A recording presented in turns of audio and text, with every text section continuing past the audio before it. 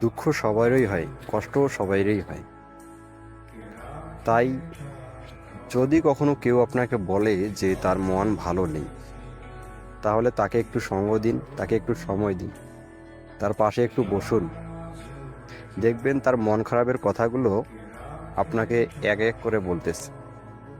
তারপর দেখবেন কথা বলা শেষ হলে সে আপনাকে বলবে, অনেক হালকা লাগতেছে এখন। আপনাকে আহামরি কোনো কিছুই করতে হবে না, সে চায় আপনার একটু সঙ্গ। আর তার কথাগুলো শোনার পর, তার মন খারাপের কথাগুলো শোনার পর দেখবেন সেও হালকা হলো, আর মাঝখান থেকে আপনিও কিছু অভিজ্ঞতা নিলেন, যে অভিজ্ঞতাগুলো আপনার জীবনের জন্য অনেক প্রযোজ্য। সেখান থেকে আপনি অভিজ্ঞতা নিয়ে বাস্তব জীবনে এগিয়ে যেতে পারবেন। এভাবেই সবাই সবাইয়ের পাশে থাকুক।